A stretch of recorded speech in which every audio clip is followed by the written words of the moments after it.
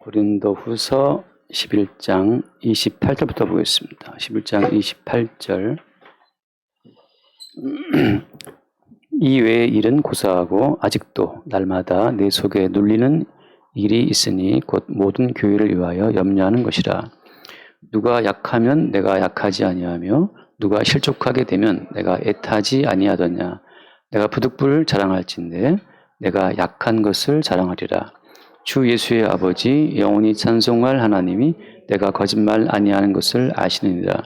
다메섹에서 아레다 왕의 고관이 나를 잡으려고 다메섹 성을 지켰으나 나는 광주리를 타고 들창문으로 성벽을 데려가 그 손에서 벗어났노라. 아멘.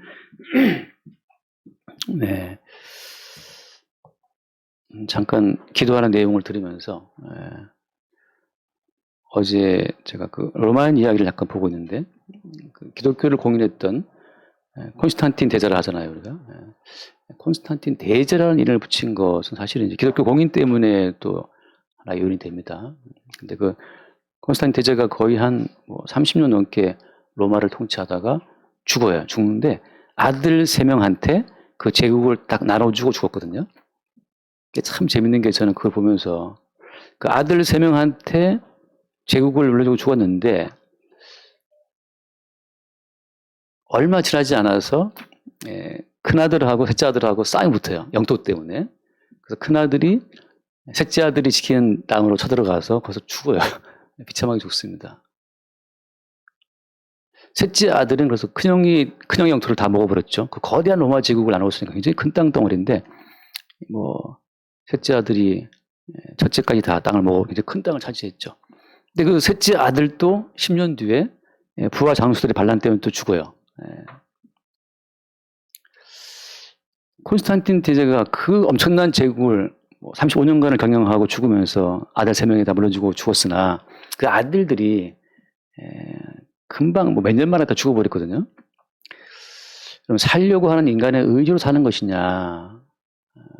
제가 늘 말씀을 통해서 살고자 하는 인간의 의지로 사는 것이 아니고 우리를 살게 하시는 말씀의 의지로 산다라고 제가 늘 말씀드리는데 이 말을 들을 때마다 많은 분들이 이제 이의를 제기하죠. 그렇게 목사님 말씀은 너무 힘 빠집니다. 힘 빠진다 그러는데 자꾸 우리가 살아야 된다는 우리의 의지를 이렇게 북돋아주고 인생의 주인공은 너야라고 해줘야 살 수 있는데 목사님 말씀 들을 때마다 우리 인간의 의지가 아니고 주의 의지로 산다고 그러니까 자꾸 우리 힘 빠집니다. 그렇게 말하는데 역사를 보면 또 현실을 보다 보면 살고자 하는 의지가 없는 사람이 누가 다 있죠. 있는데 수많은 사람이 죽어나가잖아요. 어제 기사를 보니까 미국에 자살하는 사람들이 거의 1년에 5만 명이 가까이 되더라고. 4만 9천 몇 명이 이제 자살을 해요. 그 풍요로 미국에서도 자살을 하는 거죠. 우리나라도 거의 하루에 죽는 사람이 거의 40 몇 명씩 자살한단 말이죠. 그러니까 돈이 없는 게 아니죠. 성경에서 말하고 있는 것은 하나님의 말씀의 의지가 우리를 살리고 또 우리를 죽인다고 하는 거예요.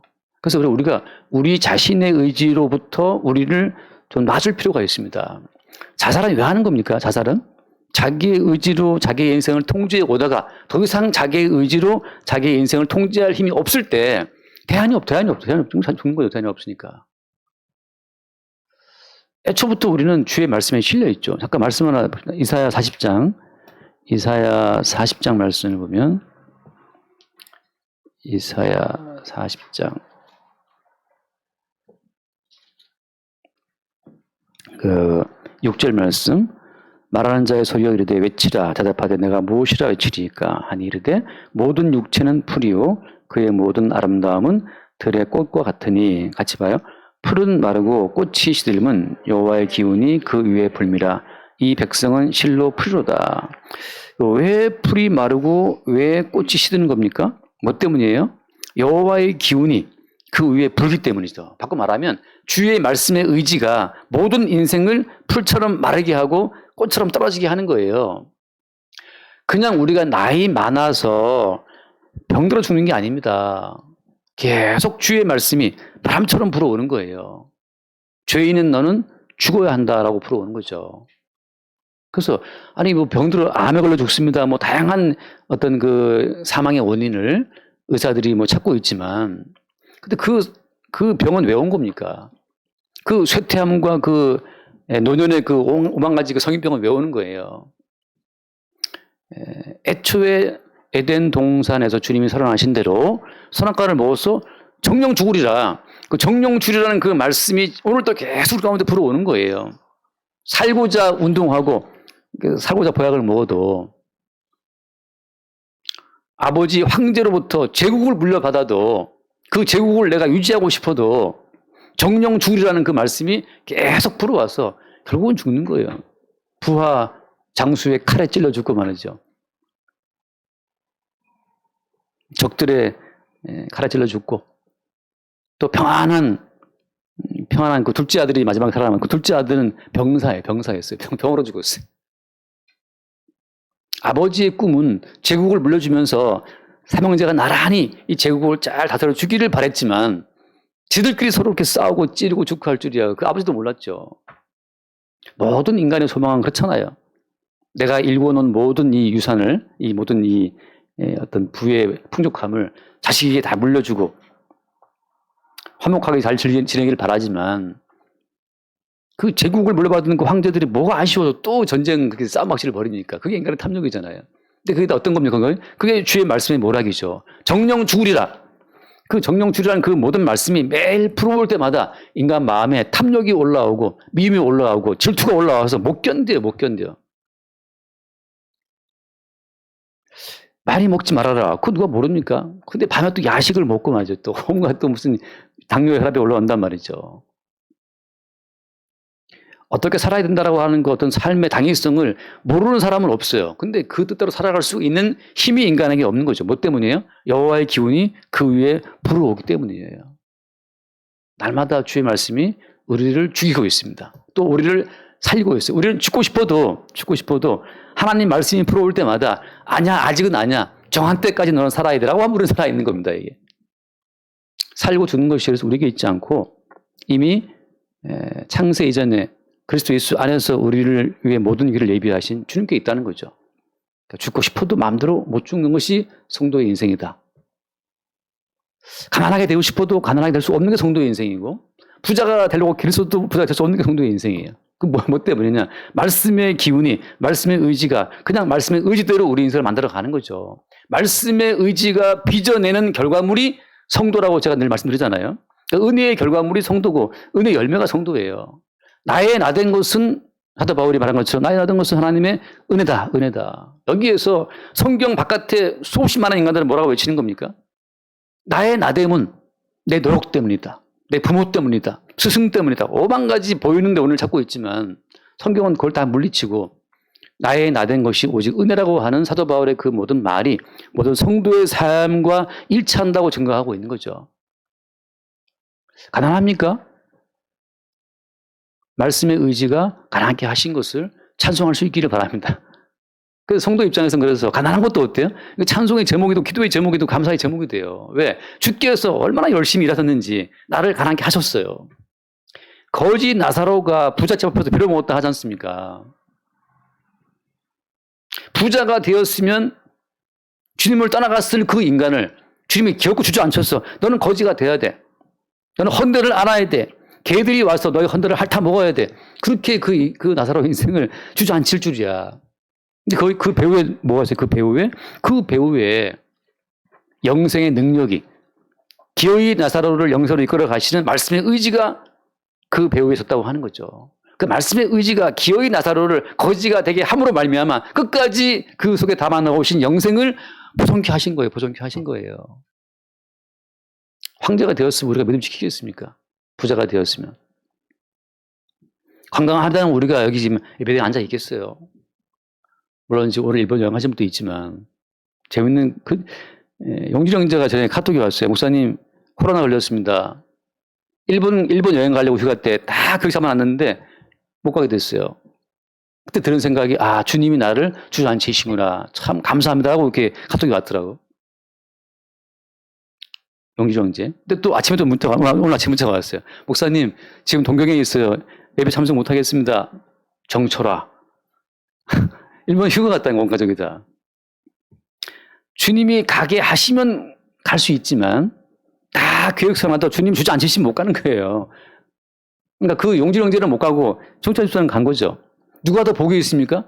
뭐라고 말할 수 없어요. 말씀의 의지가 계속 불어와서 각자의 개인적인 의지를 주저앉히고 말씀의 의지가 그들을 만들어내는 과정일 뿐인 거예요. 여기 예배당 왔다. 예배당 왔다. 목사님, 제가 제 의지로 왔습니다. 내 의지로 왔다는 사람들은 예배당 올 때마다 자기 의가 쌓여집니다. 자기 의지로 예배당 나온 사람들은 평생 마지막 고백이 뭐냐면 내 의지로 살아왔다고 하는 자기 의지를 내세우게 돼 있어요. 그게 십자가의 원수입니다. 자기 의지밖에 안 보이는 사람. 자기가 자기 인생의 머리인 사람은 다 지역 백성이에요. 모든 성도의 머리는 교체. 누구로? 모든 성도의 머리는 그리스도로 바뀌는 거죠. 그리스도가 성도의 머리예요. 그때 성도에게 평안이 있어요. 자기 인생의 머리가 자기인 사람은 골치 아픕니다. 스트레스 받고 괴로워요. 머리털럭 하나도 검거나 희게 못할 네가 네가 네 인생의 주인공처럼 까불고 앉아있어. 좀 내려와. 모든 성도는 머리 없는 자예요. 머리 없는 자. 왜? 머리이신 그리스도가 오셨기 때문에. 오늘 본문 돌아와서 말씀 보겠습니다. 본문 돌아와서 오늘 본문 시작도 안 했네 아직. 본문 돌아와서 보면 이런 말씀을 하고 있어요. 바울이 28절에 이 외의 일은 고사하고 아직도 날마다 내 속에 눌리는 일이 있으니 곧 모든 교회를 위하여 염려하는 것이라. 여기서 이제 중요한 건 이겁니다. 사도 바울이 교회를 위해서 눌리고 염려하는 이것이 사도 바울이 주체가 되어서 이런 염려를 하고 있는 거예요. 그렇지 않다는 걸 성경이 계속 말해주고 있는 겁니다. 여기서 섣불리 사도 바울이 교회를 염려한 것처럼 우리도 교회를 해서 염려합시다 라고 나서게 되면 각 성도의 주체성만 살려주는 거죠. 그래서 그 뒤에 무슨 말을 합니까? 29절 말씀에 누가 약하면 내가 약하지 아니하며 누가 실족하게 되면 내가 애타지 아니하더냐. 그러면서 그 뒤에 내가 부득불 자랑할진데 내가 약한 것을 자랑하리라. 이게 지금 가만히 보세요. 앞뒤 문맥이 나는 이렇게 교회를 위해서 염려한다라고 하고 있잖아요. 내가 이렇게 너희들의 그 어떤 약함과 그 넘어짐을 내가 애타하고 있다. 이렇게 뭔가 사도 바울의 그 아름다운 부분을 말하고 있는데, 근데 그 30절에서 내가 부득불 자랑할진데 내가 약한 걸 자랑한다고 하잖아요. 이게 지금 문맥이 맞습니까? 안 맞습니까? 자, 지난주에 봤던 말씀 어떤 말씀이에요? 지난주에 봤던 말씀은 내가 그리스도의 일꾼이 되어서 40에 하나가 만매를 5번 맞고 태장으로 맞고 파사랑 돌로 맞고 그런 그 그리스도를 위해서 고난받은 이야기를 쭉 하고 있었어요. 바울이 쭉 하고 있고 또 오늘은 무슨 말 하고 있어요? 내가 교회를 위해서 이렇게 염려하고 있다. 이 말을 하면서 동시에 무슨 말 하고 있어요? 갑자기 내가 약한 걸 자랑한다. 자, 이건 무슨 말입니까? 내가 강해서 나의 불굴의 의지로 내가 그리스도를 섬기고 교회를 섬기는 것이 기대 아니다? 아니라는 거예요. 나의 강함으로, 나의 강한 의지로 내가 교회를 섬기고 주를 섬기는 것이 아니라는 거예요. 나도 내가 유일하게 자랑할 것은 나의 약함이다. 바꿔 사도 바울의 개인적인 육신적인 강함으로 그리스도와 교회를 위해 섬기는 것이 아니라는 사실을 말해주고 있어요. 그래서 그 뒤에 무슨 말씀하고 있는 겁니까? 31절 주 예수의 아버지 영원히 찬송할 하나님이 내가 거짓말 아니하는 것을 아신다. 그러면서 32절에 다메섹에서 아라다 왕의 고관이 나를 잡으려고 다메섹 성을 시켰으나 나는 광주리를 타고 들창문으로 성벽을 내려가 그 손에서 벗어났노라. 자, 이 뒤에 아라다 왕의 고관이 바울을 잡으려고 할 때 그 탈출한 이야기를 쓴 것은 뭐 때문이겠습니까? 자기의 약함을 보이기 위해서 쓴 거예요. 바꿔 말해서 앞에 태장으로 맞고 매를 맞고 돌 맞고 그렇게 용감무쌍하게 그리스도와 교회를 위해서 막 싸워온 전사의 모습을 앞에 쭉 이야기한 그 다음에 사실 그것은 나로 한 것이 아니고 내 안에 사실은 그리스도로 했다는 그 사실을 증거하기 위해서 나는 사실 겁쟁이고 나는 사실 핍박과 환난을 무서워하고 그래서 나는 그날 그 바구니를 타고 광주리를 타고 내가 왕의 고관을 피해 도망갔다는 말을 하고 있는 겁니다. 자, 타고난 용맹함으로 아라데 왕의 고관에 나를 시키고 있어? 그 죽이려면 죽여. 나는 죽을 준비 돼 있단 말이지. 아라데 왕의 고관, 컴온, 한번 해보자. 나를 죽이려면 죽이든지 만들어. 이렇게 지금 사도 바울이 객기 부린 게 아니라는 거예요. 타고난 바울은 누가 돌맞기를 좋아하고, 누가 터정맞기를 좋아하고, 누가 욕먹기를 좋아합니까? 다른 사람에게 서울한 말 한마디를 들어도 상처되는 것이 인간인데. 그렇잖아요. 여러분도 다른 사람한테 욕먹는 거 좋습니까? 욕먹는 거에? 칭찬 들으면 좋아하죠. 욕먹는 거 누가 좋아하겠어요? 말 한마디도 서울한 말 듣기가 그 상처가 되는 것이 인간인데, 누가 돌에 맞기를 좋아하고, 태장으로 3번을 얻은 맞기를 좋아하고, 40에 하나 가면 5번 맞은 이걸 누가 좋아하겠습니까?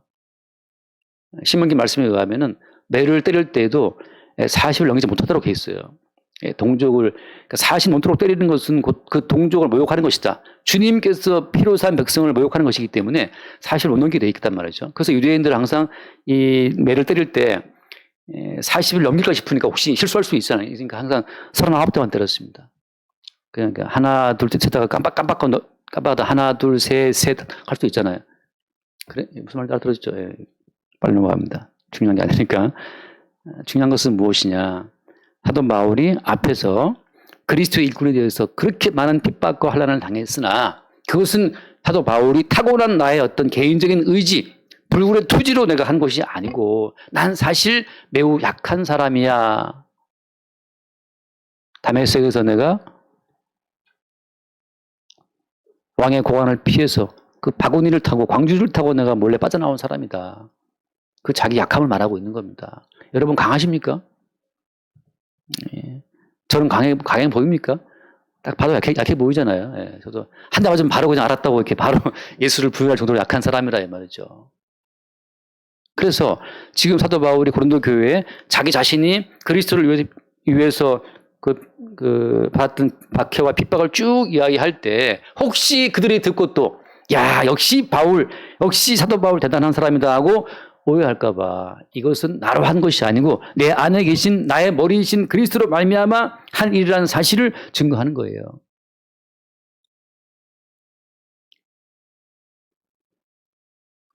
여러분 성도의 모든 일은 그래서 첫째로 뭐냐면 우리 약함이 늘 확인되는 과정으로 가게 되어 있습니다.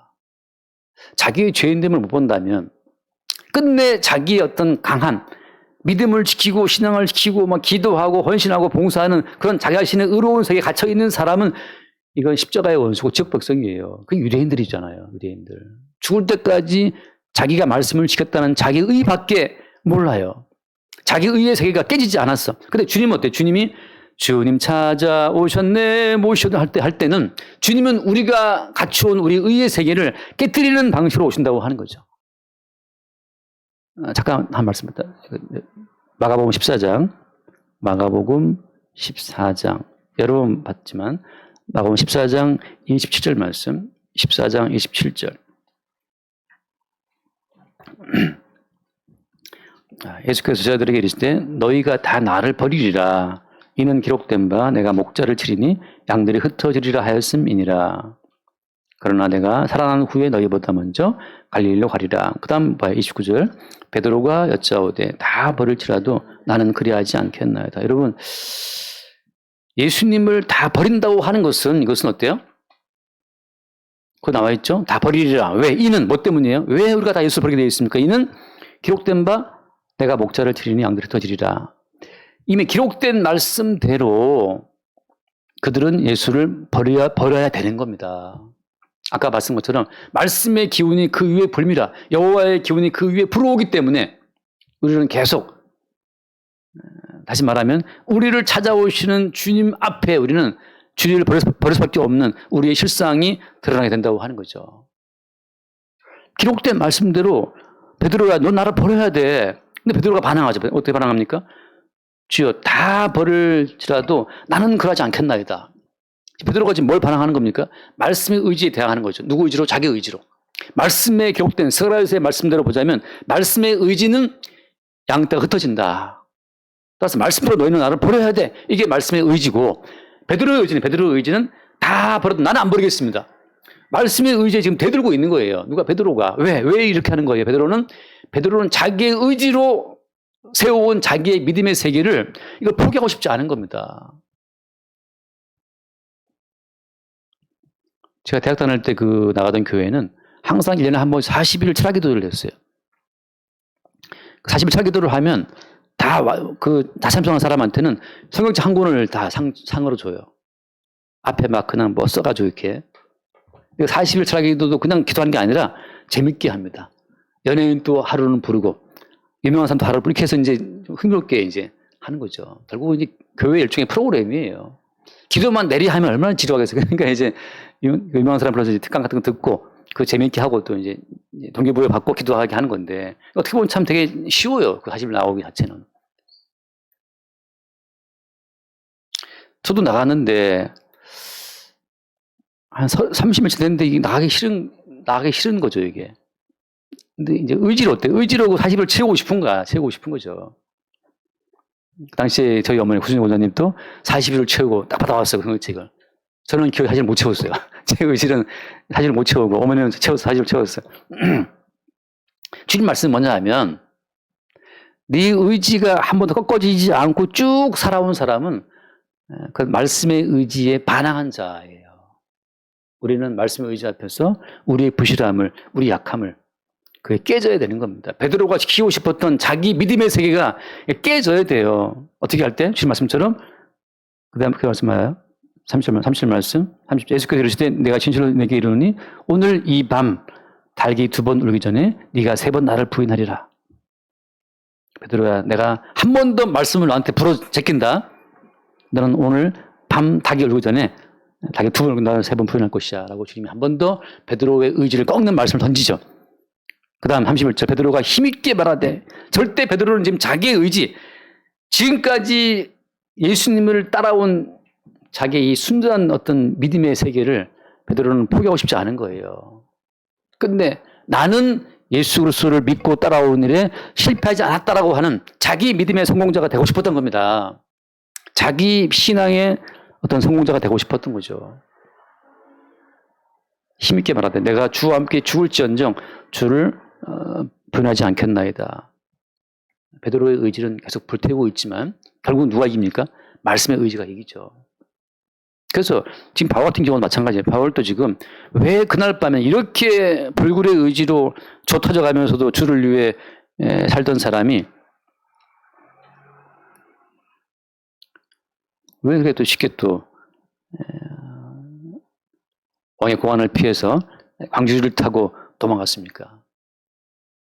주님의 의지가 우리를 이끌지 않는 한 모든 성도의 의지는 주저앉혀줘야 마땅하다고 하는 거죠. 그래서 여러분 사실 교회 나오는 건 어떻게 어렵지 않잖아요. 교회 나오는 거는. 어렵다 할 수도 있지만 어렵지 않습니다.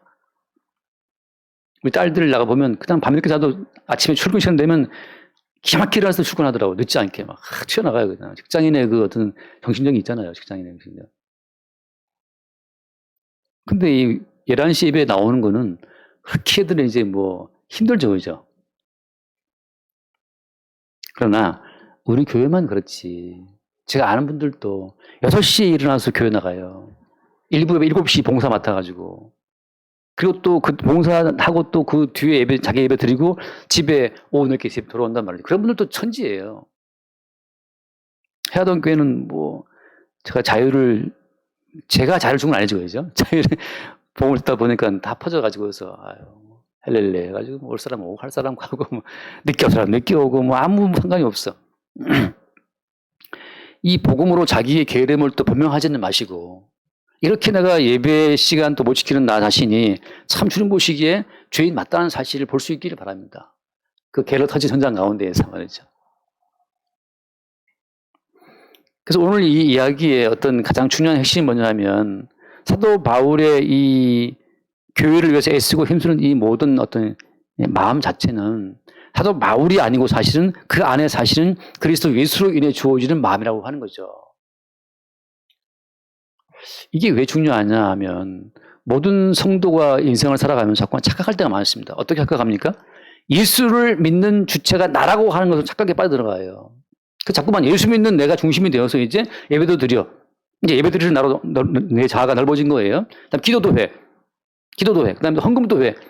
구제까지 해. 자꾸 나의 어떤 주체가 넓어지는 것 자체가 그것이 십자가의 원수라고 하는 겁니다. 잠깐 말씀할 사도행전 9장, 사도행전 9장을 잠깐 볼게요. 사도행전 9장. 사도행전 9장 4절 말씀 볼까요? 4절 5절. 땅에 엎드러져 들으며 소리가 있어 이르실 때 사울아 사울아 네가 어찌하여 나를 박해하느냐 하시거늘 5절 대답하되 주여 누구시니까 이르실 때 난 네가 박해하는 예수다. 자, 사도 바울은 뭐 일을 했냐 하면 구약 성경대로 말씀 그대로 살아오는 삶을 아주 살아온 사람이잖아요. 그 말씀대로 산다는 그 자체가 어때? 그것이 예수를 다시 박해하는 거예요. 왜? 예수라고 하는 분은 니들이 말씀 지키는 그 의지는 하나님 앞에 영광이 될 수가 없다. 더러운 손 치워라 이거잖아요. 더러운 손 치워라. 너의 손에 피가 가득하다. 그래서 말씀을 지키는 인간의 모든 의지로 영광이 될 수 없다는 그 사실을 주님이 증거해요. 그래서 니들의 의지는 필요 없고 내가 그리스도 예수께서 내가 곧 길이요 진리요 생명이고 그리스도 예수로 말미암아서 어떻게 한다고 말씀하셨잖아요. 그러니까 그리스도 예수로 말미암아 하나님께 가는 그 모든 길에 있어서 누가 반항하는 겁니까? 아까 베드로처럼 다 버릴지언정 나는 안 버리겠습니다. 그 인간의 신앙적인 의지가 인간의 믿음의 의지가 십자가에 죽으심으로 의를 이루시는 예수 그리스도를 박해하는 거예요. 우리가 우리의 의지로 말씀을 지키고자 한다면 그것은 홀로 말씀을 완수하신 예수 그리스도의 홀로 말씀을 이루신 성취의 그 효력을 부정하는 거예요. 그럼 그런 말씀을 이 모든 말씀을 지키지 말란 말입니까? 여러분 인간은 선악과를 먹었기 때문에 항상 모든 말씀을 지키려고 하게 돼 있어요. 말씀 보는 순간 바울이 한 것처럼 이런 말을 보면 나도 마찬가지로 바울처럼 하려는 마음이 들게 되어 있죠. 그때 아까 말한 것처럼 여호와의 기운이 말씀이 불어와서 너는 나를 3번 부인할 존재야 하고 일상생활 가운데 예수를 부인할 수밖에 없는 우리의 실상을 주님이 들춰낼 때 그게 말씀 사건이에요. 그게 십자가의 사건이라고 하는 거죠. 사소한 일상 속에서 우리가 얼마나 그 우리의 의지를 가지고 인생을 살아갑니까? 그때 우리의 의지를 깨부시는 말씀의 사건이 닥쳐올 때 그때 우리는 우리의 한계를 보고 실상을 보죠.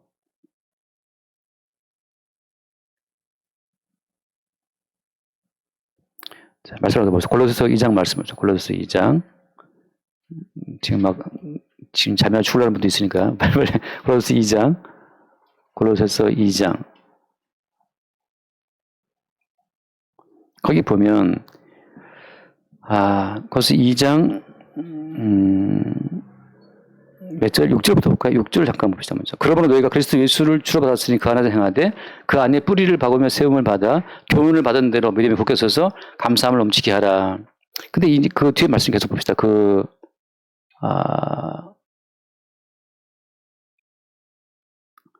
12절 말씀 볼게요. 12절. 너희가 세례로 그리스도와 함께 장사되고 또 죽은 자들 가운데서 그를 일으키신 하나님의 역사를 믿음으로 말미암아 그 안에서 함께 일으키심을 받았느니라. 자, 주님은 우리를 바라볼 때 그리스도와 함께 장사된 자로 항상 보시고 이 말씀을 그대로 우리 가운데 이 말씀 그대로 밀어붙여 가지고서 항상 우리를 너는 죽은 자라는 사실을 확인을 시키는 거예요. 누가? 말씀이. 누가 은혜를 입은 자냐 하면 내가 하나님 보시기에 이미 죽은 자라는 사실을 확인받는 사람이 은혜 속에 있는 사람이에요. 은혜의 세계 속에서는 우리의 살아있음을 인정하지 않아요. 매일 우리는 어때요? 우리가 이미 그리스도와 함께 죽었구나, 장사되었구나라는 사실을 확인받는 사람이 그리스도 예수의 생명의 세계에 들어온 사람이라고 하는 겁니다. 나는 죽었네? 근데 내가 왜 지금 이렇게 고민을 하고 있지? 나는 죽었는데. 살아있다는 그 허구의 세계, 살아있다는 허상의 세계에 붙들려서 내가 지금 계속 살아있다는 그 환상에 빠져가지고서 애를 쓰고 있는 거예요. 마치 꿈속에서 애쓰는 사람처럼, 꿈속에서 그냥 가위 눌러갖고 애쓰는 사람처럼 말이죠. 이미 하나님 보시기에 죽은 자들인데 그 죽음이라고 하는 그 진실을 외면하고 살아있다는 그 마귀의 허구에 빠져가지고서 살아있는 자기의 삶을 지키려고 애를 쓰고 있는 거죠. 그러나 여호와의 기운이 불어오면 말씀이 불어올 때마다 성령께서 역사하실 때마다 너는 이미 그리스도와 함께 장사되었다라는 그 진실을 우리 가운데 확인을 시킨다는 거예요. 누가? 성령께서 말씀을 가지고 오셔서 아까 예수님께서 스가랴서 말씀대로 너희 나라 버릴 것이다 한 것처럼 너희들의 의지는 이미 죽었어. 날 따라올 수 없어. 너희들의 의지로서는 생명의 세계에 들어가는 나를 따라올 수 없다. 그거예요. 아무도 예수를 따라서 예수와 함께 죽고 예수와 함께 살아서 그 나라에 들어가서는 아무도 없습니다. 오직 성령께서 몰고 오시는 말씀 사건에 의해서만. 어떤 말씀이에요? 너희들은 벌써 그리스도와 함께 장사된 바 됐어. 이미 시체도 없어. 이미 장사됐기 때문에. 무덤에 쳐놨다는 거죠. 그러면 살아있는 나는 뭡니까? 내 속에 사시는 분은 누구라고 했어요? 여기 말씀처럼 그리스도께서 다시 우리를 일으켜서 그리스도의 것으로 살게 하는 거죠, 우리를. 그래서 우리 모든 성도의 삶은 그리스도의 것으로 지금 살고 있는 그리스도의 것으로. 항상 충돌이 벌어지고 있죠. 살았다는 나의 허구, 그 환상 자체가 실제 우리를 끌고 가신 그리스도의 그 진실의 세계에 늘 반항하는 겁니다. 환상이 진실의 세계를 반항하는 거예요. 그게 십자가의 원수라고 하는 거죠. 거기에 살았다는 우리의 그 허구의 세계를 강화시키는 것은 누구예요? 강화시키는 것은 선악과를 먹게 한 마귀라고 하는 겁니다. 맨날 뭔 얘기하는지 오히려 이 모든 말씀이 환상 같잖아요. 그 뒤에 말씀 또 봅시다. 그래서 그 19절 말씀. 고린도서 2장 19절. 머리를 붙들지 아니하는지라 온몸이 머리로 말미암아 마디와 힘줄로 공급함을 받고 연합하여 하나님이 자라게 하심으로 자라느니라. 앞에 있는 초하루나 안식일이나 절기 다 이 사도 바울이 지금 그걸 다 밀쳐버리는데 뭐 때문이냐면 머리가 그리스도이기 때문에. 성도는 머리가 없어요. 누가 머리입니까? 성도의 머리는 그리스도예요. 그리스도로 말미암아서 우리는 그리스도의 지체로 살아가는 거죠. 사도가 지금 말하고 있는 것은 바로 뭐냐? 머리신 그리스도가 내 속에 역사할 때 그때 나는 태장으로 맞고 돌에 맞고 무슨 강도를 당하고 수없이 많은 고난 가운데에도 그리스도가 몸된 교회를 위해 염려하는 그 염려 자체가 내 속에 올라왔다는 거죠. 그러니까 나를 대단하게 볼 것도 없다는 거예요. 바울 입장에서는. 왜? 내 속에 계신 그리스도가 행하신 거니까. 하나만 더 읽고 마칩시다. 사도행전 3장. 제가 수없이 많이 인용하는 말씀이잖아요. 사도행전 3장 11절. 나은 사람이 베드로와 요한을 붙잡아 모이 모든 백성이 크게 놀라며 달려나아가 솔로몬의 행각이라 불리우는 행각에 모이거늘. 12절. 베드로가 이것을 보고 백성에게 말하되 이스라엘 사람들아 이 일을 왜 놀랍게 여기느냐. 우리 개인의 권능과 경건으로 이 사람을 걷게 한 것처럼 왜 우리를 주목하느냐. 자, 베드로와 요한은 머리가 없어요. 왜? 우리의 권능과 경건으로 이 사람을 걷게 한 것처럼 왜 우리를 주목하느냐. 우리가 아니고 보이지 않는 머리이신 그리스도를 바라보라고 지금 베드로는 그 어떤 초점 자체를 돌리고 있단 말이죠. 내가 아니고 내 경건, 내 권능이 아니고 보이지 않는 그리스도께서 이 일을 했다라고 왜 우리를 주목해? 요즘은 교제했던 목사님 중에 한 분이 젊었을 때 그렇게 귀신 쫓아내고 병자 고치고 막 권능을 많이 했던 분이에요. 가끔 그 얘기를 해요. 근데 요즘에는 그런 권능이 안 드러나는 거야. 병이 낫지도 않고 그런 권능이 없으니까 또 사람들이 안 모여. 그래서 기도를 이렇게 해도 안 돼요. 저는 웃죠, 속으로. 그 귀신을 쫓고 병자 낫게 했었던 그 권능이 당신한테 준 당신 소유물이 아니라는 사실을 왜 모르냐. 그리스도께서 그냥 그를 잠깐 사용하신 거예요. 그리스도의 권능의 어떤 그 도구로, 통로로 사용했다 뿐이죠. 근데 마치 그것을 주님이 자기한테 주신 권능으로 오해하니까 지금은 왜 안 벌어지냐 안타까워하는 거예요. 한때 어떤 분은 그냥 헌금 봉투만 딱 벗고 이름 쓴 것만 봐도 그 상태를 때려 맞추는 분이 있었어요. 지금은 안 돼요. 왜 안 되냐? 밤새 기도도 안 돼요. 저는 속으로 웃죠. 바람처럼 주님께서 한 번씩 그들을 통해서 주의 권능과 주의 어떤 살아계심을 증거했을 뿐인데 마치 그것을 자기의 것으로 소유해서 등기를 딱 찍어버린 거야. 이거 내 거다고. 나는 병자 고치는 권능이 있어. 난 이런 은사가 있어. 천만의 말씀. 오히려 주님께서 그를 도구로 섰을 뿐이에요. 모든 성도의 삶은 바람 같은 성령의 역사로 말미암아서 동원되어서 그의 손발과 지체로 쓰이는 거죠. 누구를 위해서? 지난번에 봤던 말씀처럼 몸된 교회를 위해서. 그리스도의 남은 고난을 그의 몸된 교회의 내 몸에 채운다는 바울의 고백처럼 모든 성도는 어떻게 인생을 살아간다 하더라도 주님께서 그들을 다 끌어모아서 머리이신 주님께서 그들을 다 사용하셔서 주의 뜻을 이루실 뿐이에요. 지금 사도 바울은 본인이 당했던 그 수없이 많은 고난을 쿨하게 이야기하면서 마지막에 자기 약한 것을 이야기함으로써 나는 원래 약한 자다. 나는 아무것도 아니라는 사실을 자연인으로서의 나는 어떠한 권능도 소유할 수 없다는 사실을 증거하고 있는 겁니다. 우리는 어떠한 권능도 소유할 수 없어요. 그것으로. 구원은 우리가 받았습니까? 구원은? 우리가 구원을 소유한 거예요? 아니에요. 우리가 주님의 구원에 속해지게 된 거죠. 바꿔 말하면 주님은 주님의 구원을 나타내기 위해서 우리를 사용하시는 거예요. 구원의 어떤 증거품으로. 우리가 구원을 소유해서 우리가 구원을 지키는 것이 아니고 주님은 주님의 구원이 이런 것이다라는 사실을 증거하기 위해서 우리를 구원의 증거품으로 우리를 삼으셨다고 하는 거죠. 예, 제가 잠깐 영화를 보니까 그 해운대 영화를 봤는데 여자가 물에 빠졌어요.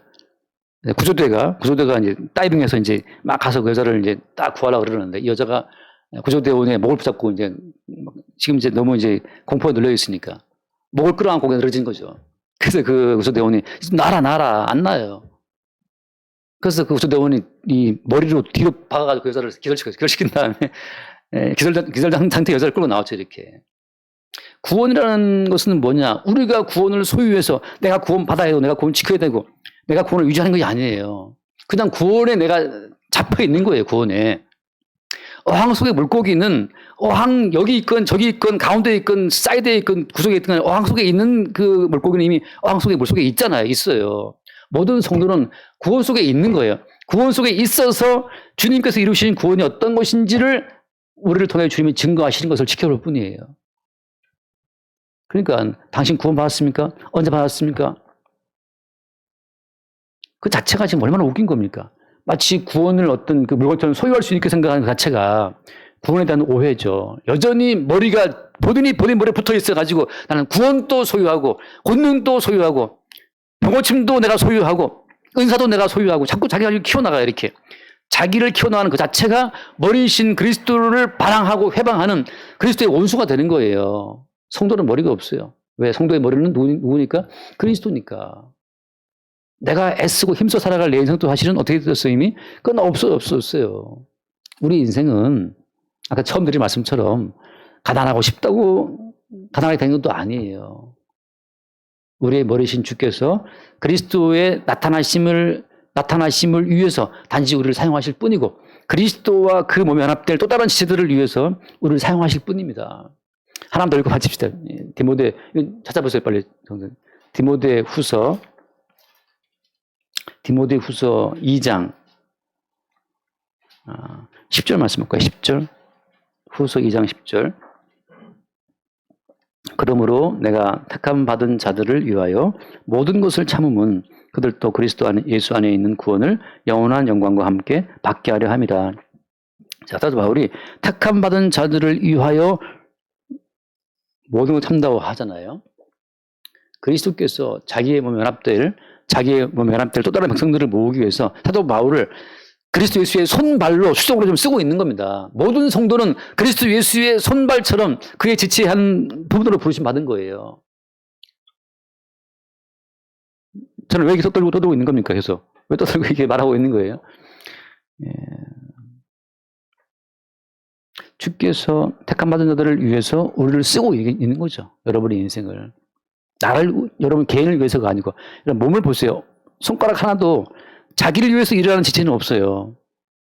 왼손을 위해 일할 수 없어요. 왼손은 오른손을 위해서 일을 하는 것처럼 모든 성도는 머리이신 그리스도 예수 안에서 다른 택함 받은 자들을 위해서 쓰임받고 있는 겁니다.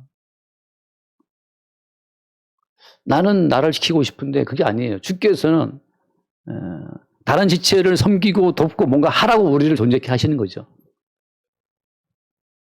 바울도 마찬가지입니다. 개인으로는 약하고 미약하지만 머리이신 주님께서 자기를 통해서 이러이러한 일을 하게 했다라고 말함을 말미암아서 내가 나의 유일한 자랑은 약한 것이다. 약한 거. 내 속에 아무것도 없어요. 모든 건 주님 것이에요. 모든 것은. 주님이 나를 통해 하게 하신 거죠. 말씀이 들어올 때마다 우리의 세계를 깨뜨리고 베드로처럼 따라가겠습니다. 처만하신 조용히 꺼져 있어. 베드로의 세계를 깨뜨리고 자기 속에 새롭게 역사하시는 그리스도의 권능을 볼 때 이건 내 개인의 경건과 권능 아니야 라고 기꺼이 말하는 것처럼. 왜? 주를 위해 목숨 바치겠다는 베드로의 충성스러운 세계가 깨졌기 때문에 박살났기 때문에 이제는 그 속에 살아계신 그리스도의 역사하심을 베드로가 보고 담대하게 증거할 수가 있는 거예요. 자기 자신이 주를 따라가겠다는 것이 살아있는 사람은 늘 섞여 있어요 거기에. 무슨 말씀인지 아시겠죠? 베드로가 주를 위해 목숨 바치겠다는 그 충성 맹세가 깨지지 않았더라면 그 안전병이 고치는 그 사건에도 자기의 충성을 섞게 돼 있다는 얘기예요. 자기의 충성 자체가 박살나지 않은 분들, 목사님들이 지금까지도 그 옛날의 영광을 그리워하면서 그때는 됐는데 왜 지금 안 되냐 말이죠. 밤새 기도해봐도 되는지 안 돼요. 바울처럼 약함을 알고 아무것도 아님을 그리스도 예수를 얼마든지 부인할 수 있는 자라는 사실을 알 때 내게 불어온 그 모든 바람이 성령의 바람인 것을 그때 알게 되죠. 우리가 밥 한 숟가락 뜨는 것도 한번 뒤지게 아파보세요. 밥 숟가락 뜰 수 있나. 오죽하면 콧줄 끼워서 콧줄 들이붓겠습니까? 밥 한 술 본인이 떠서 먹을 수 있는 힘도 없고 씹을 수 있는 힘도 없는데 무슨 인간은 뭘 먹고 본인이 뭘 한다는 거예요. 아무것도 할 수 없는 인간들. 그래서 오늘 또 대신 주신 그 어떤 은혜의 생명으로 우리 가운데 힘을 주고 생명을 주기 때문에 살아 움직이고 있다는 사실을 볼 때 참 우리의 근본은 약한 것이라는 사실을 알게 되죠. 내 존재의 모든 존재가 주의 은혜 때문에 사실을 보게 되는 사람들만이 기쁘게 자기 약함을 고백할 수 있어요. 난 아무것도 아니라는 사실을. 지금 내가 움직이는 건 뭔데 그럼? 그리스도 예수께서 나의 머리가 되어서 나를 살게 하신 것이다. 언제든지 그리스도 예수의 살아계심을 증거하는 자들이 베드로와 요한처럼 왜 우리를 주목해? 최수아님 계약서 쓸 때마다 아까도 해안을 말했더니 와서 임대인들이 사줬다 그러는데 왜 나의 해안을 주목해? 내 해안이 아니고 그리스도 예수의 은혜 때문인데. 예, 그때 내 경건과 내 지혜가 아니야. 이것은 보이지 않는 주님께서 하신 이야라고 그걸 한번 신하게 던질 수 있을 때 그때 성도의 영광이 드러나는 거예요. 와, 정말 저한테 뭐가 있네? 보이지 않는 뭔가 배후에 있구나. 그게 성도의 영광이고 권능이죠. 예, 기도합시다. 주님 감사합니다.